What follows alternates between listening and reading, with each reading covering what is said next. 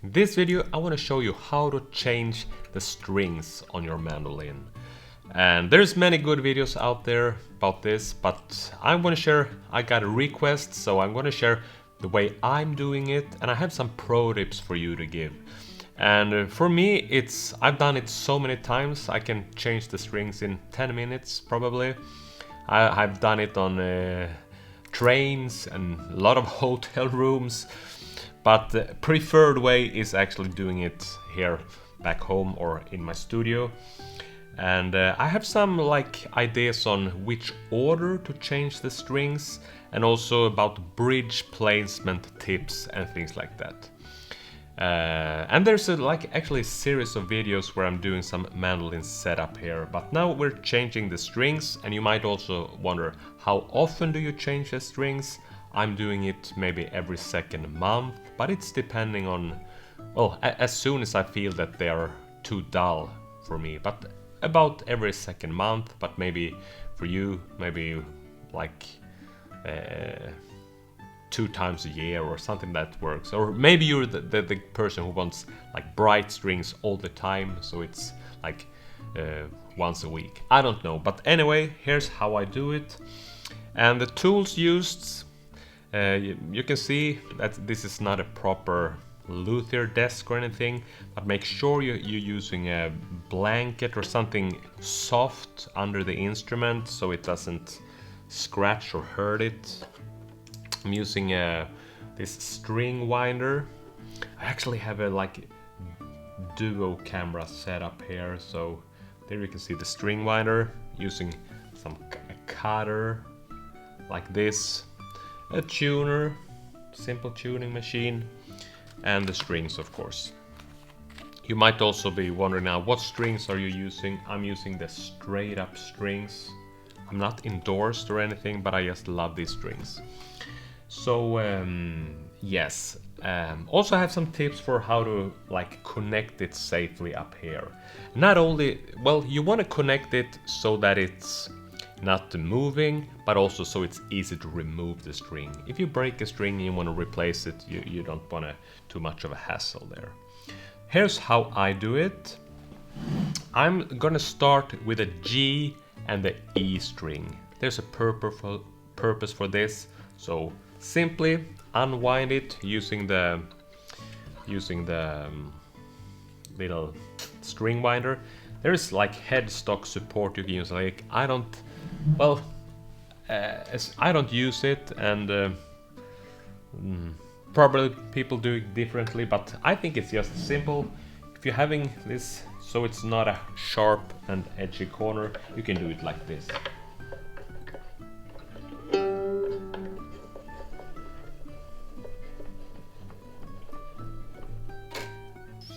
Also, one thing that I think just here, when I'm winding the string, you want to place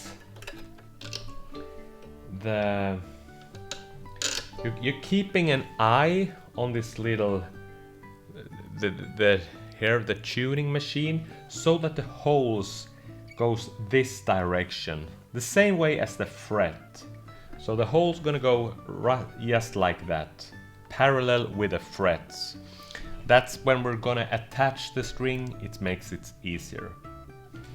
So unwinding both G strings. So as I said, now continuing with the E string.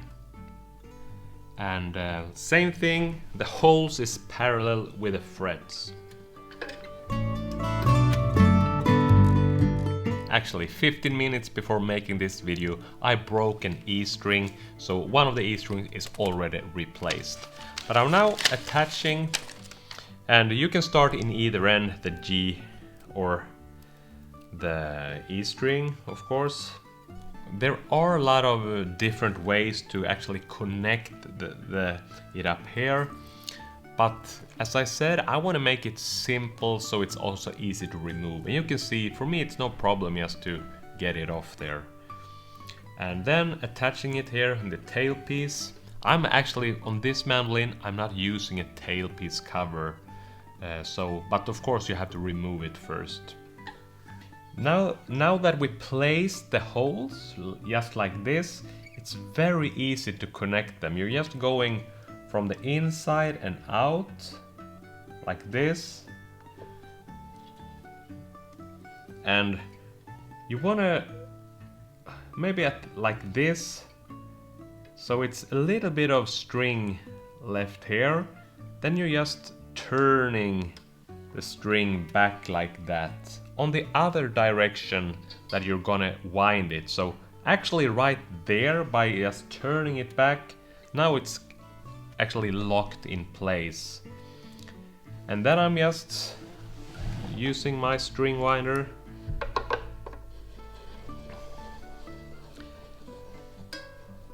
and also here I can show what I'm doing. I'm making sure that the upper part of the string here, this one, is coming above the string where it rolls on this peg. So I'm just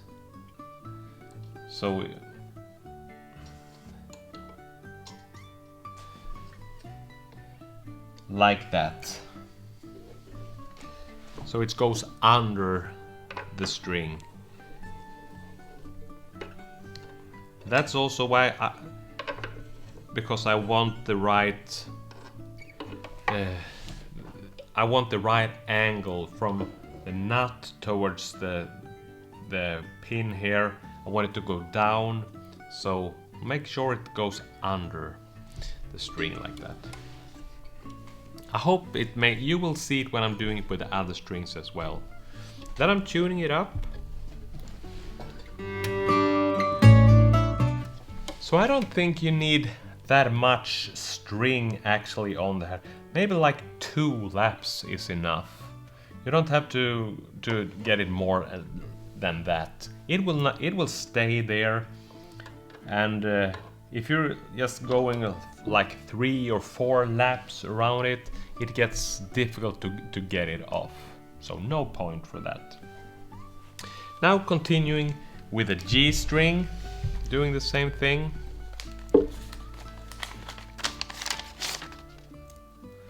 And also I find it's easier now to start with the inner string the closest to the next one, so I'm not leaving any gap there. So meaning I'm going with the third peg, 1, 2, 3, that one. And the same thing, it goes from the inner to the outside like that, you can see. So maybe string like that, and then I'm turning it back like that, locking it in place, now using the string binder.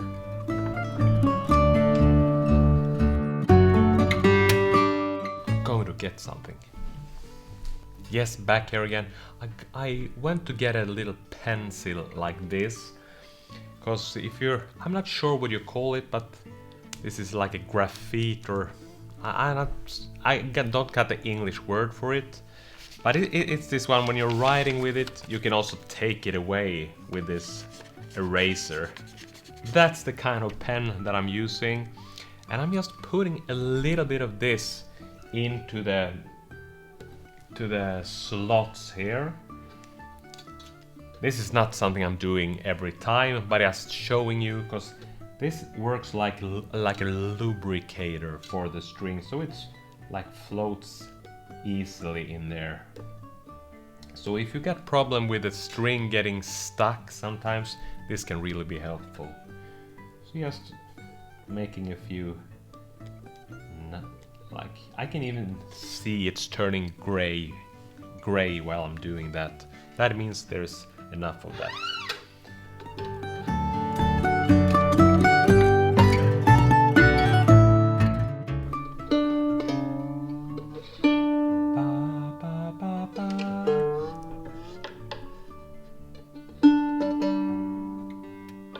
So at this stage I don't need a tuner, and I don't need to fine tune.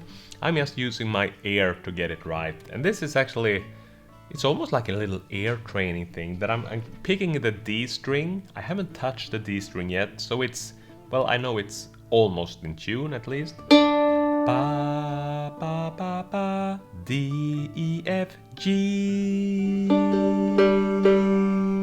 And I'm just going to find that one. Yeah, so that's something you can try. So you don't have to refer to the tuner all the time. At this stage, it's more about getting it sort of in tune. And then, using the cutter, I'm actually like keeping it clean while I'm doing it, so I'm taking that away.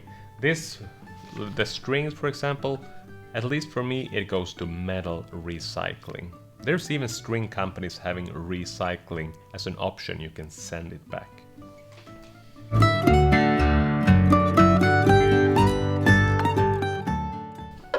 Yes, so 2 strings or 4 strings out of 8 now in place. You might be wondering, why don't we take off all the strings at once? And for 2 reasons, I would say. First, we don't want the neck to be challenged or provoked like that. So, because the strings adds a lot of tension, so just keeping the tension somehow normal.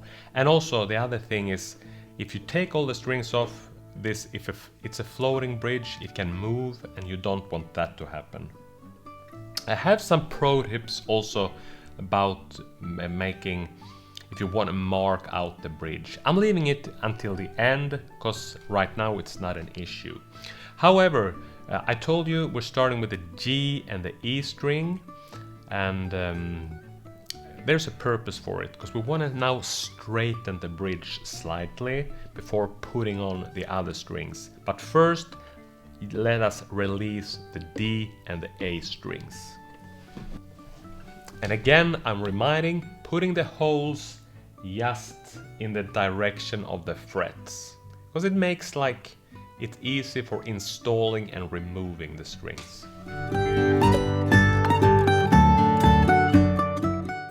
Yeah, you can see it works really smooth for me, but also have to think I've been doing this for like 24 years at this point. So and so I've done it a lot of times, and yeah, you will get better and faster at it the more you do it, of course. Okay, we come to an important part when replacing the strings. That in this stage, where we have the G and the E string, we want to straighten the bridge top slightly, because what happens when you play for a while, that it might tend to tilt a little bit. And all my mandolins have done it, so I think it's somehow a general thing, but it can do it more or less, of course. But I will not like move the bridge. I'm just gonna raise the top of the bridge so it's not tilting and it's totally straight.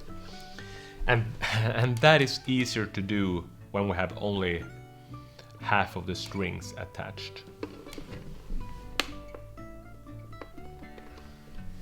I don't think you could see it, but it was really happening there. So now I can, if I'm looking at it like this, I can see that it's not tilted forward. Yep, and when that is done, I'm now like installing the D and the A string. Yeah, also I want to mention something. If you want to clean the fretboard, this is typically something I'm doing every second or every third time that I'm putting the strings on. This is a good time to do it. And what I'm using a little bit of lemon oil, just taking a little rag like this, putting a few drops of lemon oil to it and cleaning it like this. And as I said, it's a good time to do it for the D and the A string now that they are moved.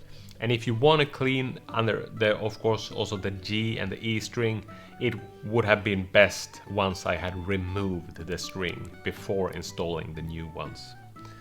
But for me, it's not necessary this time. I just wanted to show it to you. And how often is of course depending on how much like grease and dirt you're putting to the instruments.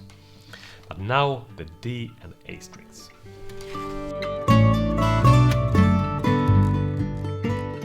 Using the ear training trick again. Ba ba ba ba ba.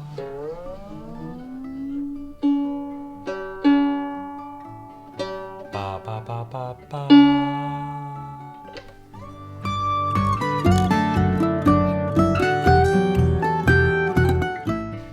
You might also be wondering how much string do you want to leave there before when making the cut and cutting away the excess string. Well, I would say I leave about something between 5 millimeters and a centimeter. It's not long, but one thing I do before cutting, I'm just pushing it down a little bit so it's not standing up and I can itch myself on it. So putting it down and then cutting it. You might also be wondering why am I switching from side to side, and it's basically I find it much easier to be at the same side as the tuning pegs. So I like replacing A and E strings from this side and G and D strings from this side. So I'm just making it like that.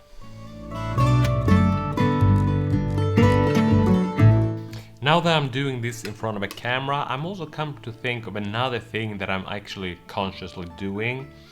And if you look at a string, it might have one end where the end of the string is pointing out, making it a little bit scratchy. And I'm gonna make sure that that end of the string is facing down, so that I'm not scratching my hand on it. So that's also one thing you can keep in mind.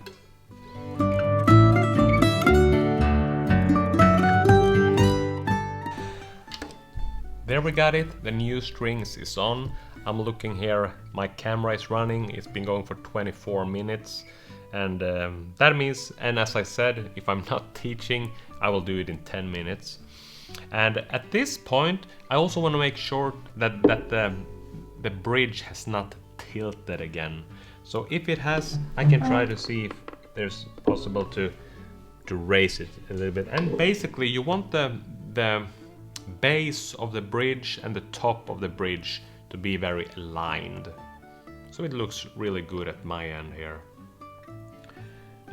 I'm gonna also fine tune it at this point, so using a tuning machine, of course, can do it.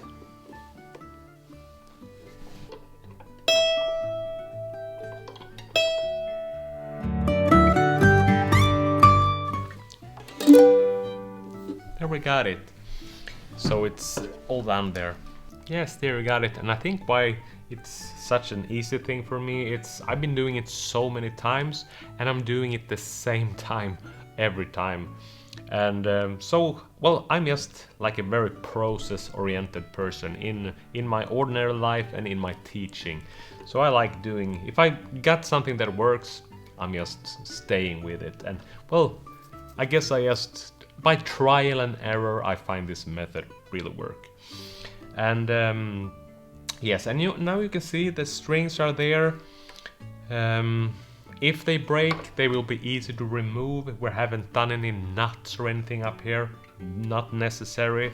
The bridge is in the same place and it's like now completely straight, making the intonation as it's supposed to be.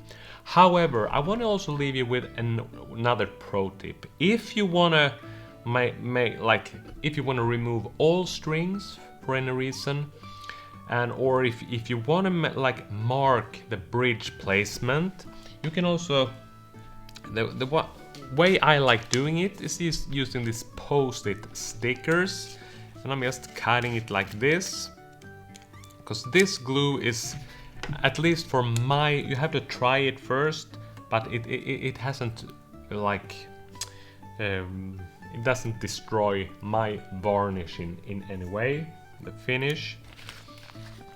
I can see like my table is looking somehow messy at the moment, but don't worry, I'm gonna clean it up afterwards. I got a lot of things, but yeah, so you can just, if I'm making, maybe it's you can see it clearly in the second camera. So taking a little post-it sticker, putting it like this. Now you can see I marked where the bridge is. I will do the same on this side. And and if you want to make some intonation adjustments, that can be a good thing to do, so that you know where your starting point is with the bridge and then move it. But I think intonation is for another video. And talking about it, this is actually a video in a series where I'm doing some mandolin setup. Not only showing you how to change the strings, but also how to make a truss rod adjustment and getting the neck relief just right. What was the second one? Well, making see how that the action is right and the string height is corrected. And the fourth one is actually how to fill up then a nut groove. If it's too low and you can hear a buzz, how to fill it up and make a new groove there. So like some simple and very efficient setup things that I think we can do ourselves. We don't have to get to a luthier for these other things, and especially not for changing the strings. Hope you find it very helpful, this video. And as always, if you like it, please hit the thumbs up. I would also be happy if you would like to leave a comment below letting us know if do you find any tips given in this video, was it useful? How do you change the strings? Any things you want to add to it? Thank you so much for watching. See you in a new video soon.